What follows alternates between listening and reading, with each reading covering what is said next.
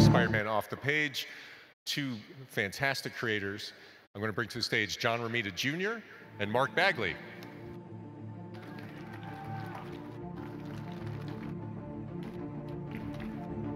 Good to see you, sir. Good to see you, sir. Hey, Jeff. How are you? Good. Well, you know, Spider-Man is one of those characters. It's really hard to underappreciate how special this character was. You know, and if you go back to the beginning, I know you both have a sense of history. When Spider-Man first arrived on the page, there really wasn't any character that had all the things that this character had. You know, he was not the last son of another planet. He was not a billionaire. He was a kid. He was a kid who struggled, and he didn't ask for the things that happened to him. And the things that happened to him weren't always great, and that separated him from so many things that were in comic books at the time. Don't you agree? Absolutely. And Stan, this was a reaction to Superman. The fact that he's red and blue and worked for a newspaper. Sure. And it kind of countered Superman. But the fact that he was imperfect, got a cold, got beat up, was treated like a child by his aunt. It was just all counter to Superman, and he's imperfect. Basically my childhood. Yeah. And the childhood of so many readers, right? Yeah, absolutely. And the fact that he's a legitimate kid from Queens, Jewish kid, arguably, it depends on how you look at it, but Stan, of course, is what he was. Sure. It was a reflection, a complete reflection and an opposite of Superman. The imperfect character compared to Superman, who was perfect. That's Stan for you. And the bank robber, and Steve Ditko, you know, with the way that he looked. I mean, because he looked creepy. You know, like he was spindly, and he wasn't heroic. He didn't look like Thor or Superman or you know, any of the superheroes really at the time. He was a kid, and that kid came across, right? Yeah, that was the first time a superhero didn't look like a superhero. You got him out of his clothes, and you know, Clark Kent looks like Clark. He looks like John. You know, Peter Parker gets out of his clothes. He looks like me when I was skinny, and that always appealed to, at least to me as a kid. And when I did Ultimate Spider-Man, kind of revamped it a little bit, that we kept him as a 15-year-old, and the appeal was amazing. Yeah, and it's really great with the films now.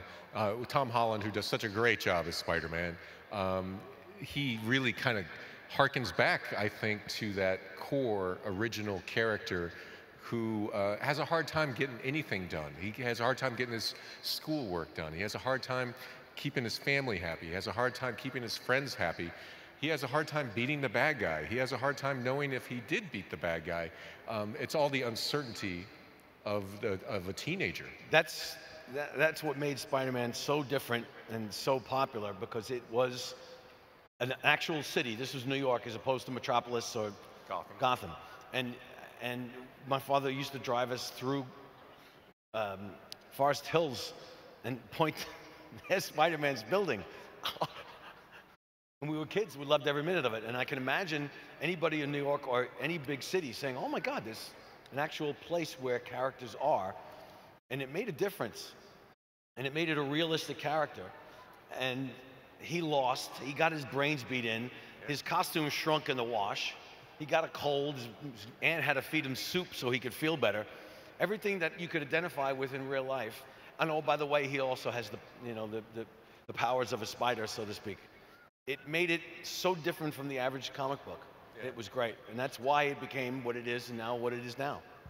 For you, Mark, tell me a little bit about, like, with the character, what you were most excited to do with him. You know, because you grew up reading it. Once you finally had your hands on it, what kind of thing were you most excited to do? Well, just the idea of drawing Spider-Man was something. I mean, that's what I wanted. That was the character I wanted to draw when I fell in love with comics. I got 5 brothers and a sister. And my twin brother's never read a comic book in his life. Wow. He didn't know who Thor was at the end of the Avengers movie, the guy with the hammer. And just being able to draw him, and the whole thing about being in New York, it made it so real to me as a kid. I mean, first time I visited New York, I was like 30 almost, and I'm walking around feeling like I've been here before, because I've drawn these buildings. I've been drawing, you know, superheroes at that point for about 5 or 6 years. And I had all this reference in my studio, and then the comics, and you know, the way Ross Andrew used to draw buildings, and Gil Kane and John's father, and it's like, oh yeah, that's how they're supposed to look, you know? And I just got done doing a Scarlet Spider miniseries, and he's in Vegas. Well, Vegas is a real nice town, but he's got like 5 tall buildings, you know? And it's just a real pain in the ass trying to draw Spider-Man swinging, you know, across a 2-story building. So it's just an amazing experience. One of the things the editors used to impart upon us is that the city itself is part or one of the characters in the book. And don't forget that. And until a certain period of time, referencing buildings was not a part of your job. It was knock yourself out. That's why Metropolis and Gotham were generic cities. Yeah. But well, I know if I speak for myself, I was out with a camera, a really old piece of garbage camera, taking pictures of buildings. I was hiring an editor to go out and take pictures of buildings, go up on a rooftop and take pictures of the rooftop, because there was no way to find photographs of a rooftop. Go to a library or a bookstore, there were no books on the rooftops of New York until later on. And the photographic reference, I still have it, but now you can just punch a couple of buttons on a keyboard and you have printouts. God, for Google. The story is notorious of Frank Miller literally climbing buildings in the middle of the night and taking photographs on tops of buildings of the stovepipes and the water towers. Water towers. And everybody did it, but now it's easy. Yeah. Well, you know, and your pop, he started drawing Spider-Man, what, 64. 64. And then the animated series came not long after, right? 67. And 66. And I remember... I was very young then. You must have considered Peter Parker to be like a brother. Yes, I was going to get to that. It was like a sibling, because my brother and I were around Spider-Man all the time. It was nonstop. And the fact that there was a building that he lived in and a town that he lived in not too far from us, it felt part of the family. And my father would take us on drives. My parents would take us up to visit relatives in Connecticut. And a 2-hour drive, and there was nothing to listen to on radio, so we talked about Spider-Man. Right. First, my father would make fun of Stan and Stan's ridiculous plots, which were not written, by the way. My father would go into the office and the Marvel method. A verbal plot. He would jump up and down off of the couch, climb on the desk and say, "This is what I want." And my father would have to take notes. And then we would take off. We'd leave the city, drive to Connecticut. My father would agonize over this. I can't believe he's just given me this. I have to come up with 22 pages. But he would ask what we thought. And even if he didn't pay attention to what we said, he would listen. And that's a testament to him and a testament to the story, the process of the plotting to draw as opposed to scripts. Yeah, it was a unique method. Very unique. Yeah, and it led to like a really visual dynamic style. It left it up to the artist as opposed to the writer telling the artist what to do. Yeah, absolutely. And he knows. He started off doing plots as well. Started the same way. It was like 6 pages, and now they're full script. I just got a script for a 22-page comic that's about 30 pages long. It's like a Bible, and I'm like, but a good writer nowadays still gives us the flexibility to go, this works better, that works better. And it is collaborative if it's done right. If he's not a good writer and he gives you a hard time, here's the good thing about working with young writers is, as the more experienced of the two, they look at you and say, okay, you know what you're doing, so we won't bother you. It's getting a little bit difficult for them to tell an artist what to do unless they're younger than them or less experienced. So I can use my age to an advantage sometimes. The only time I can use it to an advantage. Yeah, oh, I doubt that. One of the things about Spider-Man that's great is the physicality of it. You were talking about how Spider-Man looked different than any superhero that preceded him. He also moved different. The mechanics were different. The posture was different. The execution of his powers and the webbing and things like that.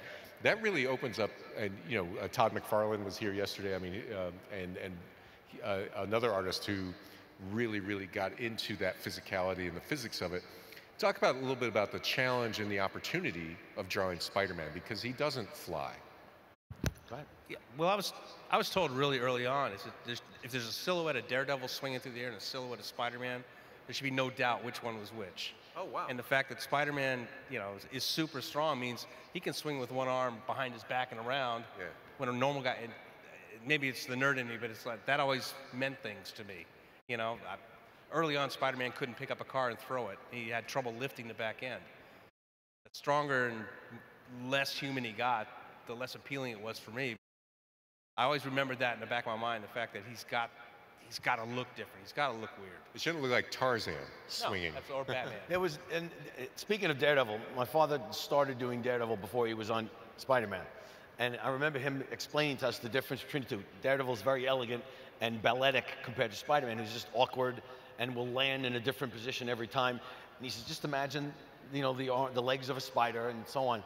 And it stuck with me because to that point, it was always Superman doing the perfect, this stuff. And I always made fun of Superman, and here I am doing Superman again. But Yeah, exactly. so I can't, anybody from DC, I apologize for this. But the difference between the two characters is glaring. And the difference between Spider-Man and most of Marvel characters is glaring.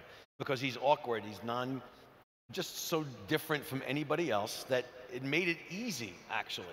At first you say, I can't do that, and then you realize, well, this is different, I'll do anything differently. He flies differently, he moves differently, he lands differently, and it's just an awkward character. And it was perfect because the character is supposed to be an awkward teenager. Right. And it played perfectly, and that was, variety is the spice of life, and especially with the character. That's the best thing about the character. You know, one of the things that you look at when you look at a superhero is the villains. Other than Batman, I'm not sure there's any superhero that has villains better than Spider-Man. Like Superman, there's Lex Luthor, there's Brainiac, I mean, then there's, you know, others. But you don't have, like with Spider-Man, I mean, there's such a deep roster of very interesting and monstrous supervillains. That must be a lot of fun for an artist too. I mean, and they have a very different physicality too. I mean, Rhino versus Kraven versus Green Goblin. I mean, these are really interesting characters to draw, I would think. Oh yeah, they're always a blast to draw. My favorite internet story is we'd just gotten a computer, just got on the internet. It's before filters or anything else, and I had to draw the Kingpin. And drawing a really, excuse the expression, fat guy like that with the neck, and I'd never done it before. And I was trying to figure out how the jowls work, how the neck worked. So I said, hey, I got the internet, and there's pictures on the internet. So I'll go over here, and I typed in pictures of fat men. About the third picture came up, and I went, God, no, help! And Yeah, stop that. this is a true story. It's amazing. But it took me forever to get used to drawing him. But yeah, they are a blast to draw. Between the Lizard and Kingpin, and you know, I just got done drawing Kraven, Kraven the Hunter. He's really silly looking, but he's really fun to draw. Yeah. That's actually a good point. The silly characters, I actually preferred a Kingpin type of character because Spider-Man was an actual legitimate walking, talking character in New York City as opposed to a cosmic supervillain attracted character. So when the Kingpin came around, my father created the Kingpin based on a character called Sidney Greenstreet. And if there's anybody from famous Maltese actor, Falcon, Maltese Falcon, the Fat Man. Yeah. So he thought of this big, fat, the Kingpin of crime, and they called him the Kingpin. And I remember him saying that this is not fat, this is a very powerful character. So he thought about that, but it was a street level. He didn't have superpowers. And even though Spider-Man kind of, sort of had superpowers, it made more sense. And I enjoyed that more. And even though the Dr. Octopus mechanical and the Green Goblin on the glider were more legitimate street-based characters than superpowered, I just enjoyed those more than the cosmic characters. And same thing when I did Punisher and Daredevil, there were more street-level villains. And when I got into the cosmic stuff, I felt less comfortable.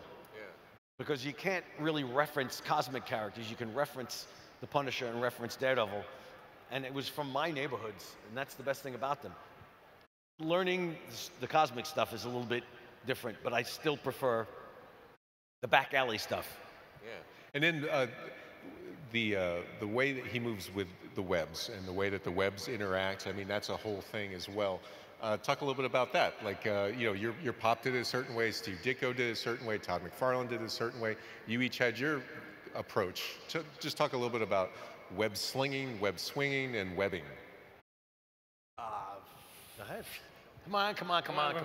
Well, the webs are just so integral to the character, and yeah, everybody does them different. The webbing on the costume, everybody has their way of doing that. John and I think your father, when the webbing would turn, depending upon the foreshortening of the arm and that sort of thing. it looked right for them. Whenever I tried to do it, it just didn't work right. So, because Anatomically? I just see it as it starts here, and it down the body and down the legs, and you just keep that in mind. And swapping it around like that, for me, just didn't work the way I drew it. Oh, I It see. did for them. But the webs, I mean, I give Todd credit. He brought in the really glunky, kind of twirly, kind of Spaghetti. gangly webs, which really worked. And it was really, it's actually a pain in the ass to draw. It takes a lot longer than just drawing a couple straight lines with some squiggles. But it really does work as webbing and as a visual thing to key on. Yeah, Todd spent more time on webbing and capes Yes. than he did on anatomy, I think. Yeah. full set of Sorry, I'm sorry. And Spider-Man didn't even have a Todd, are cape. you out here anyway? I mean, it's fine. No, if he was here, we'd know. He'll come get me. But style is part of it, and his webbing is part of his style. And you can't argue with that. And people bounced off of that. It influenced The everybody. large eyes, everything. And you can't deny what he has done for the character. Right. We have somebody Hey, joining is that Adam Oh, no. Kubert? Better Adam, late than never. how's it going? See you. Sorry I'm late. Senator, how are you? Good to see you. It's good to see you. Good to see you too. We're talking about Spider-Man. We thought you were throwing up at Chris Evans somewhere. You know, we were just talking a little bit about what makes this character special and all the things that separate him from the characters that came before him. It's these guys that make them special. You know, it's not going to work. You're late. The ones that are on time. So sincere. With you, when you drew Spider-Man, what's about his physicality and the way that he moved, did you see as an opportunity and did you see as a challenge? It's not easy. It's a definite challenge to get it right. And it takes years to understand the way he moves. One of the inspirations for me has actually been the video game, where he jumps and moves and flips, and it's really interesting to watch that if you guys haven't seen it. I haven't seen it. It's like a Cirque du Soleil kind of Yeah, even acrobatic. more so than What's the movie. funny is the guy that designed the game probably designed it based on what you've done. So here we are coming back full circle. It is funny. I haven't seen it. It's one of the great things about working on a character that literally thousands of people have added to the mythology, either in large ways or small ways, is that there's this kind of circle, as you say, is that the video games influenced by the comics, which influence the films, which influence the comics, which influence the video games, and it all comes around. That's one of the best things about doing Spider-Man. You know, you tell people what we do for a living. I draw comics. That's cool. Well, who do you draw? Well, 14,000 different characters. That's a really interesting job you have. Well, I draw Spider-Man. That's awesome. You know, Yeah. or It's a great Batman, conversation or piece. It Superman. is. And all of a sudden, you're something way more than you ever thought you were. You know, I mean, You know, when I was just that. I actually have a question for Adam. You grew up with watching your father draw. And your father never did anything close to doing And Spider-Man. somebody else up here has also, I think. Wait. I have a Mine method was to in my the madness. army. Mine was defending the country. But it makes sense. You want to arm wrestle? Is that what you want to do? Because I know I'll lose, so But you watched your father do everything not even remotely close to doing Spider-Man. And when you started, you didn't do Spider-Man. So when you transitioned to doing Spider-Man, was that a shock to the system in any way? Because it's such a different character? it was a shock, not because I didn't grow up with the character, because it was such a different character to draw to begin with. You know, it's different than any other character. That was the shock. And it's funny because my dad has drawn, a cover here or a pin up there of Spider-Man, and it always looks wacky to me. Yeah. I said, Dad, wait a minute. He goes, it looks right to me. It's true. Now, I got a question for you. What about you? Was it harder or easier for you to draw Spider-Man with following what your dad has done before? Terrifying. But but that was self-imposed. There was nobody that would ever said to me, well, you're never going to be as good as your father. Well, my mother said it, but that was Well, that's okay, right? yeah, that's okay. I kind of doubt that. No, I did that to myself. He was supportive, but said, I don't want you to do this for a living. Go find something else to do in the art. But if you're going to do this, you're on your own. Good luck. And I was terrified because of me, not because of anything else. And then getting into the business, then people started saying, you're only here because of your father. So putting that personal stuff aside, yeah, I compared it to what my father did, and that was intimidating. Absolutely. I had a similar thing, which is why I didn't go right into comics. I went to school for medical illustration because, Jesus Christ, I'm not going to follow him. I mean, it's such a huge shadow. I'll never break out from that. But then all through school, long story short, here I am. Yeah, I was forced to go into advertising illustration as a degree, forced. They said, you are not going to go looking for cartooning between high school and college. Get a job that lets you flow into what you're doing. In other words, work for somebody as a minor scrub, but you're going to school and you're going to get a degree in art. If you need to get a degree in art, fine arts, advertising, illustration, and that was the choices. And I was told, you have no choice, go. That's what you're going to do. You're not going to get a job in the industry until you get 2 years at least. Got 3 years, and then I got some work. But it's the same premise. It is. And it makes sense. I mean, go into a legitimate business. Yeah. You know, be a doctor or a lawyer or, you know, Comics whatever. aren't going to last. You're going to be without a job. That's right. That's great. And then, you know, well, I mean, he had drawn Creeper and he had drawn Tarzan, but it shows how unique Spider-Man is that those characters who seem like they could have something in common, it just doesn't translate at all. Yeah. You know? What about Peter Parker? Tell me a little bit about your individual view of Peter Parker, you know, as far as, you know, you put a pen to the page, what should Peter Parker look like? What should he feel like? Is your favorite Peter Parker very young, or do you prefer him, like your dad drew him as a college student, you know, more than a high school student, if I remember right? Well, no, when he started, he was in high school. But I mean, like, he did it longer. Later on, he made him look, and interestingly enough, Stan said, you're making him look too glamorous. Uh-huh, yeah, I can see that. And like with Mary Jane and yeah, stuff. Yeah, everybody was too glamorous. Stan wanted him to look like a struggling adolescent. because he got Yeah. like hunky. And muscles were not a part of it. It was meant to look like a skinny, awkward teenager. But he actually was told the same thing. Yeah. You can't, after my father being told to avoid looking like that, he had to impart that upon us young guys. Don't make him look muscular. He's an awkward kid, 5'6", 5'7", little, well, that's not that little, but it is to me. It's a little guy, and he's supposed to be a waif, Yeah, but just has the power. yeah, he So should we be were like a instructed. ballet dancer. Yeah, but you end up falling into that trap of drawing him muscular. I mean, I did. The more I drew him, and just he got bigger and bigger, and Can't I stop forced myself from doing it. Then when I did Ultimate Spider-Man, I made the idea. He's 15 years old. Remember, he's 15. And I had a nephew who was about 14, 15 years. He's a hell of an athlete. He's about 6 feet tall, and he had the perfect athletic body. And I would just picture that, which sounds really creepy. But that's sort of the figure I want. It's like Tom Holland's, you know, body. It's like the perfect sort of musculature and figure that you want, you know, for that. So. I'm still not sure, you know, how to draw. I look at this guy, what he does. You know, I look at Tom Holland, latest movie, you know, he looks like a pretty good Peter Parker to me. Yeah. You know, yeah. Is he 21? Is he 22? Is he, you know, Yeah. my book, I think he's 22.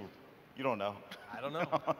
He's younger than the other guys. Yeah, When you guys drew him, how old did you draw him? And how old did you draw him?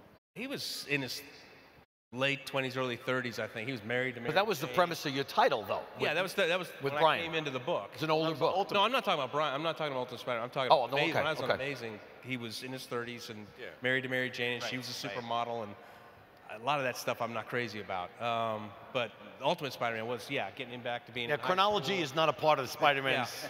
It's And not the part thing of is- comics. He's gotten older and gotten younger, and The thing is, people told Brian you can't keep him a 15-year-old because Brian's idea was he was never going to age.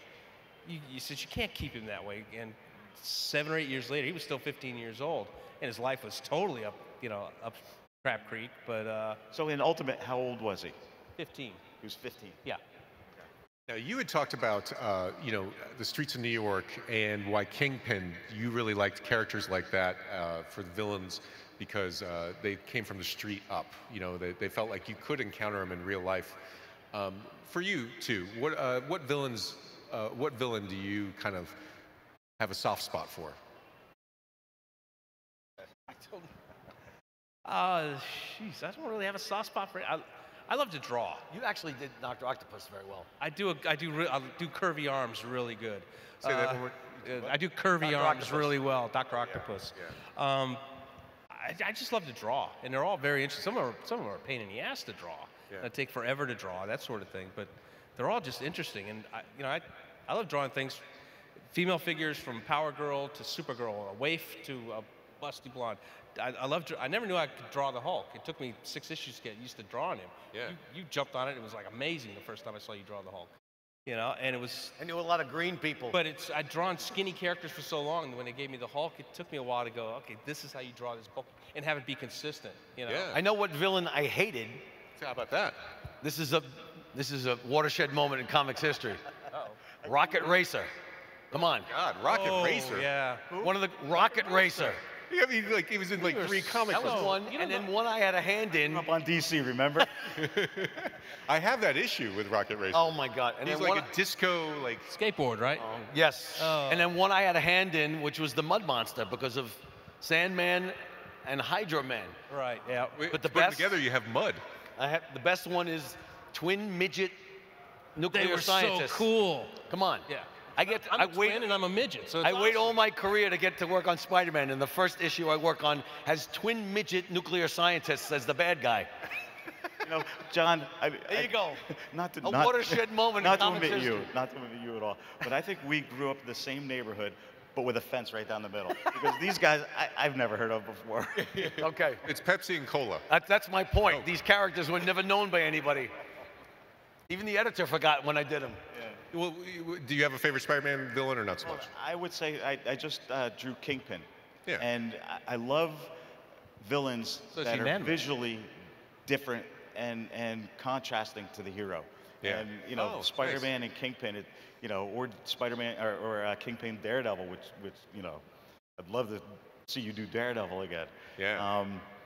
I like the contrast between the characters. You know, and one of the things that, you know, talking about DC, Marvel, especially, you know, in decades past, one of the things that always struck me is that the DC characters seem to have a birthright. You know, like Superman was born on another planet, Wonder Woman's born on a Amazon island, Batman was born super rich, Aquaman was born king of Atlantis. And the Marvel characters, it was an affliction. It was something that happened to them.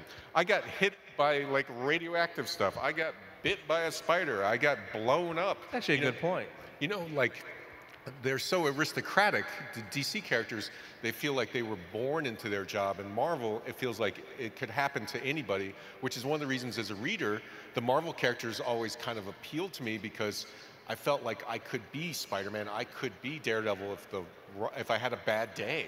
Well, think about Stan growing up in the nuclear age. Yeah. Gamma Hulk. radiation and so on. It was Godzilla. a threat. I don't know if you guys remember us crawling underneath the little wooden desks Sure. during a nuclear. I Drop think roll. we're both old enough to remember. and some roll. of Yeah, it. that's going to help a lot. Hey, John, we're all grandfather up here. We're all grandfather. Yeah, I was actually thinking about this. before- I'm actually 14. I've just had a rough life. I was actually thinking about this before this panel. You've got like over 100 years of comic book experience, like sitting right here. Don't say don't know that. about Don't say that. That's Easy. my point. When did we become the old guys? No, in he's this? yeah, he's You know? absolutely right. I mean- yeah, he's absolutely right. But anyway, but don't you agree? Like, I mean, the Marvel characters, it seems like they don't want the powers, or they don't know what to do with them, or Anti-heroes. Yeah. Yeah, and that's sort of That's an a interesting. testament to Stan when you think about it. Yeah. There was a concrete difference between Stan's characters and what he had been raised on. Like I said, Spider-Man was the counter to Superman, That's right. and that's a testament to the Superman character and a testament to Stan. Well, that's a good point. That's a good point. And in Superman, the villains, you know, in the 50s and 60s, the bad guys wore ties. You know, they're bank robbers that wore ties. I'm like, wow. You know, that just didn't really Well, look, happen. Green Goblin, the Joker, Yeah. and that's Stan's take on the cackling, laughing, evil maniac. Sure. Yeah, I think that's the core difference between the Marvel characters, and I haven't thought about that before, between the Marvel characters and the DC characters. And I imagine some fans prefer characters that they, you know, that they can step into their boots and feel what they feel. And some characters want to see how, you know, characters larger than life, how they deal with certain circumstances. And the DC characters kind of, they sync up with like, I'm sorry, the DC characters sync up with like Disney characters, you know, like princesses and kings and people who are outsiders from their kingdom and are trying to get back. So it has this epic sweep to it. And if you think about literature, I mean, you know, the characters that influenced DC characters were like Dracula, who was a king or prince, you know, Sherlock Holmes, who doesn't have a job. I mean, he just does stuff. You know, Frankenstein is the basis for the Hulk. according to Exactly. Stan. But, you know, This one didn't ask for it, and Frankenstein didn't ask for it. But Dr. Frankenstein had a castle. Yeah. Like, so like he'd be the DC character. The monster would be the Marvel character in an intriguing way. You know, looking forward, Tom Holland's going to be here later today. Everybody's super excited about that. As the films move forward, as fans and as interested parties, what would you hope to see? I don't mean specifics. I just mean like either in the spirit or the tone or the type of stories or the choices. Is there one thing that you would love to see on a movie screen after seeing so much on the page with Spider-Man? Go ahead. Oh, I don't know. No? I mean, they're doing the movies right. You know, I don't know. I really That's don't right. know. You can't argue with success. Less glamour in the character. We're just talking about the fact that we made him older, and my father was told not to make him look glamorous. It's supposed to be the best thing about the character is he's different, it's a kid, and he's awkward. Yeah. Aunt May does look good in the movie, though, doesn't she? Oh, Aunt May does look good. Yeah. Aunt May looks good. I like that they made him super smart again.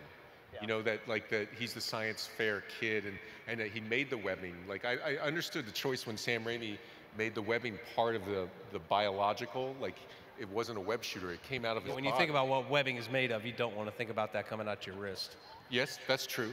But it is puberty, so that's even worse. That interestingly came from James Cameron's take on Spider-Man. At one point, he was considered the director for the film, but he didn't like the mechanical part and wanted to have it come out of his veins. I So talked they to him, took that from Cameron's idea. and I talked to Cameron about that once, and he said like if he could make this one material that could be super hard, super soft, liquid, solid, pick up things, he wouldn't have any money problems for the rest of his life, and I can't get past that. He said it would become like a staple of industry. So he needed it to be organic to make the character believable. But with the films now, Kevin Feige, once Spider-Man came back to the Marvel fold, so to speak, he felt it was imperative that that teen genius get back into it, you know, which I think is a smart move. Sure. You know. Sure. But you were saying, I'm sorry, about like moving forward. I was saying what? What You do you said wanna see Aunt May. Spider-Man You moving liked forward? Aunt May, but anything else? Jeez. Come on, you can think of Oh, something. good clone storyline. That would be great, right? No. I think they should all be based on what I've done in the past. Exactly. Clearly. Ultimate Spider-Man's the best, yeah. And I should get paid handsomely for all of it. Clearly. What about you, Adam? Anything? No, no. No, no. He wants me to get paid handsomely. What John said. This is way above our pay grade. We're artists, you know. We Well, the right fantastic. guys who know how to Well, guys, I can't tell you how great it is to see all three of you. This is a huge lineup of talent. As a fan of Spider-Man for many, many years, it's a treat to talk to you guys. Thank you very much. And welcome you to the Ace Comic-Con. This is such a great day. So, John, Mark, Adam, thank you all. And let's give them a big thank you for coming out, guys. All right.